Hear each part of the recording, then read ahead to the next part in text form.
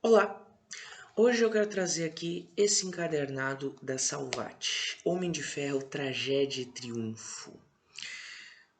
E esse encadernado mostra o Homem de Ferro na Guerra do Vietnã, que estava ocorrendo durante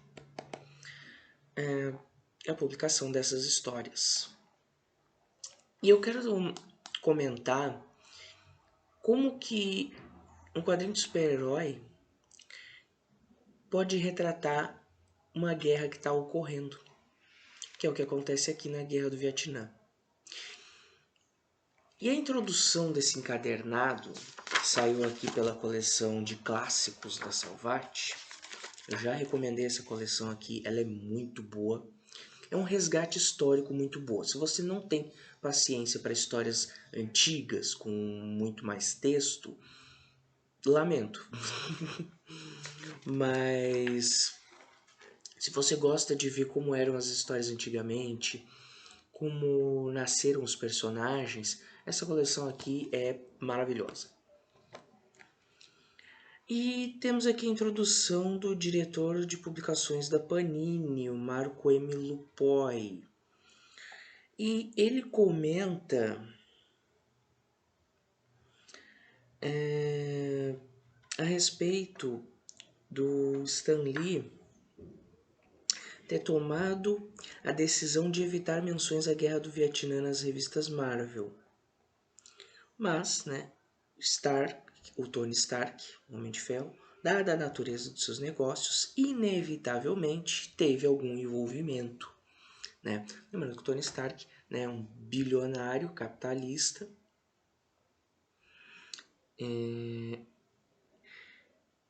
ocidental, né? acabou se envolvendo.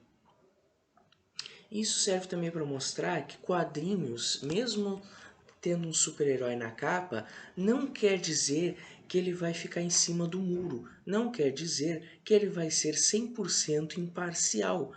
Não tem como ser 100% imparcial, ninguém é 100% imparcial. Ele é o Homem de Ferro, não um robô. E aí a introdução continua, né?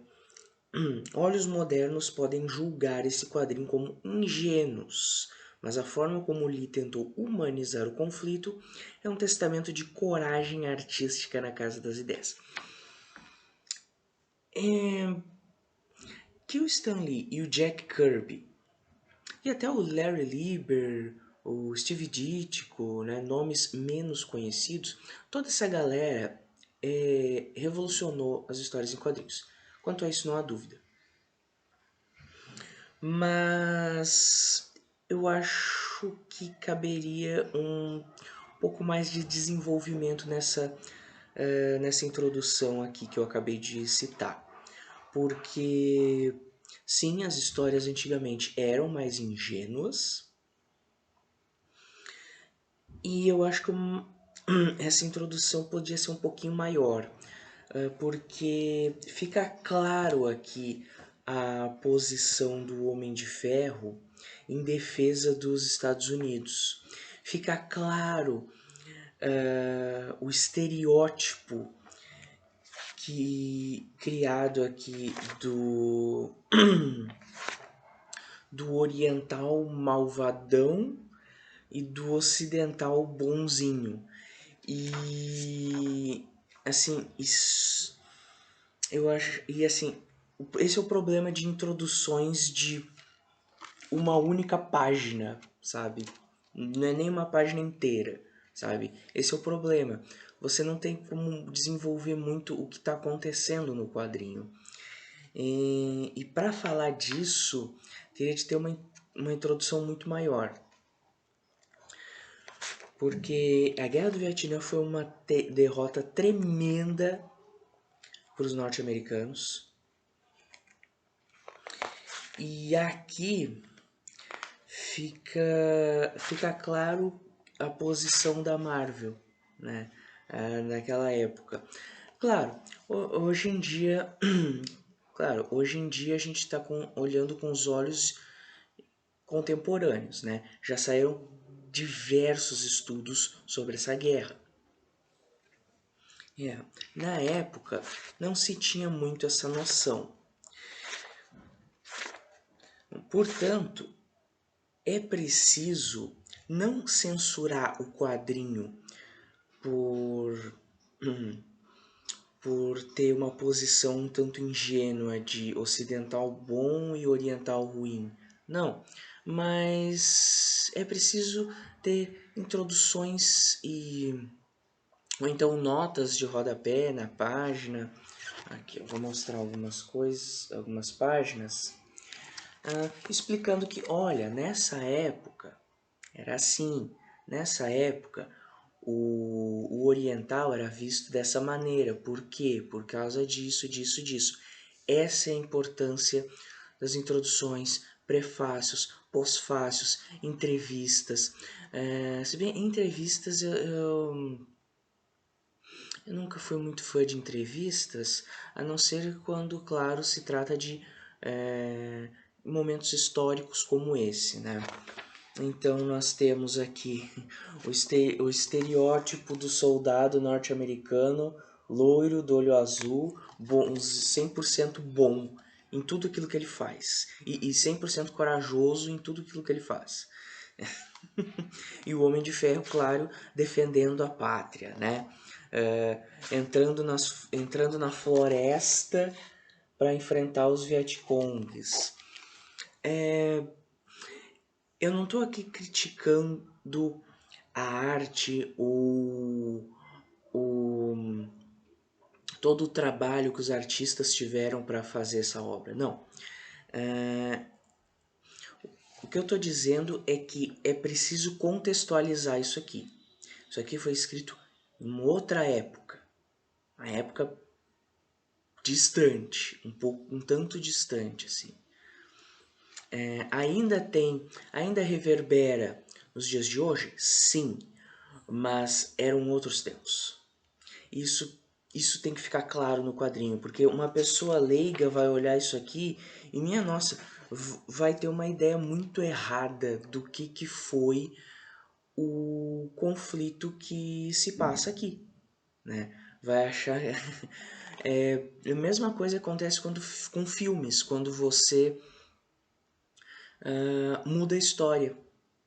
Por exemplo, você pega um filme que se passa numa época que realmente aconteceu e você muda um fato. Eu não gosto de filmes que fazem isso, mas não deixam claro que isso tá diferente da realidade. Tudo bem você mudar, é um filme, é uma obra de ficção, mas deixa claro que você tá mudando.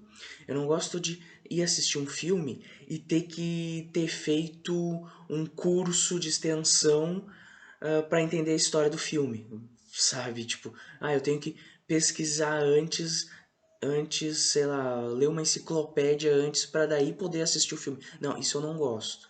Isso eu já não gosto. Agora, umas notas de rodapé, uma introdução legal, um pós-fácil, sabe? Isso eu acho que é importante. Isso eu acho que é interessante. E os inimigos que o Homem de Ferro enfrenta, claro, são orientais, são cientistas malucos. O Homem de Ferro é um personagem que ele se baseia na tecnologia.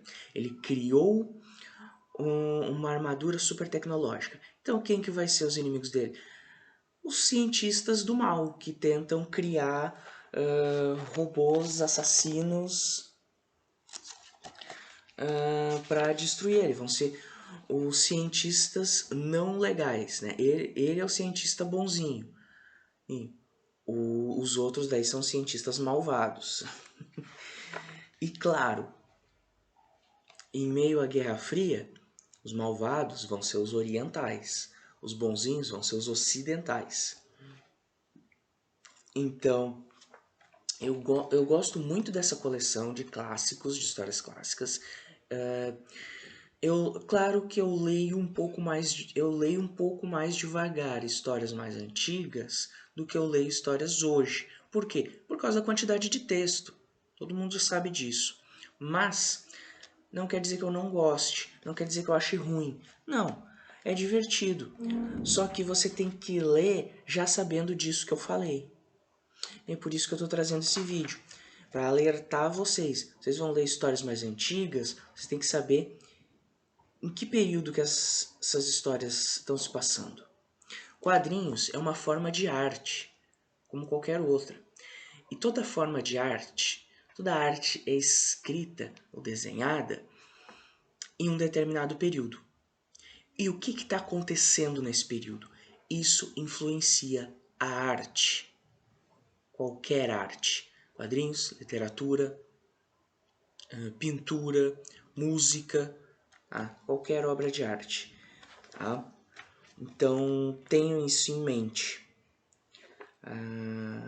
Aí, claro... aqui, ó. A cena dos Vietcongs aqui. Né? Claro, aí você tem o cientista malvadão, que trabalha para eles e cria o super robô. Tudo isso você tem que ler sabendo em que época isso se passa, sabe? Não foi feito hoje, tá? Será que futuramente nós vamos ter quadrinhos retratando a guerra que está acontecendo agora entre Rússia e Ucrânia? É bem provável, é possível, é bem possível. Nós já temos quadrinhos falando da epidemia.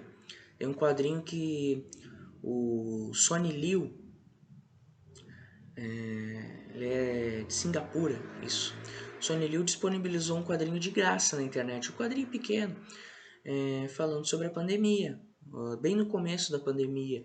Ele disponibilizou, o nome do quadrinho é O Momento, isso. Ele disponibilizou de graça na internet. É um quadrinho, acho que foi o Pipoque Nanquim que colocou no site deles, um quadrinho sobre pandemia.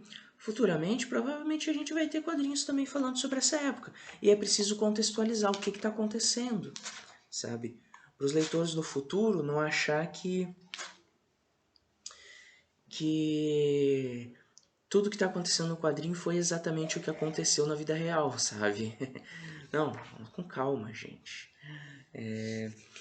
E outra coisa também que eu queria mencionar é que quadrinhos sempre falaram de questões políticas, sempre falaram de guerra. Isso não é uma coisa de hoje, tá aqui a prova. Só que tem 50 anos e já tá mencionando questões políticas. Então, isso é normal, perfeitamente normal. Sobre a equipe criativa, Stan Lee, Art Goodwin, Gene Colan e Johnny Craig. Uma equipe muito boa, principalmente na arte, né? E como eu falei, são histórias bem divertidas, bem legais. Se você gosta do personagem, tá aqui uma ótima pedida para você ver como o personagem foi evoluindo através do tempo. Tem a participação de alguns vilões interessantes, como o Chicote Negro, que foi adaptado para o segundo filme, mal e porcamente adaptado, na minha opinião, segundo filme. E lembrando, claro, que são histórias mais coloridas, mais divertidas, mais inocentes do que histórias que nós temos nos dias de hoje. Isso é perfeitamente normal. As coisas mudam. As pessoas mudam. Né? A arte muda. É isso. É isso que eu queria passar no vídeo de hoje. Aqui tem a primeira história... A primeira história do Homem de Ferro na revista própria dele.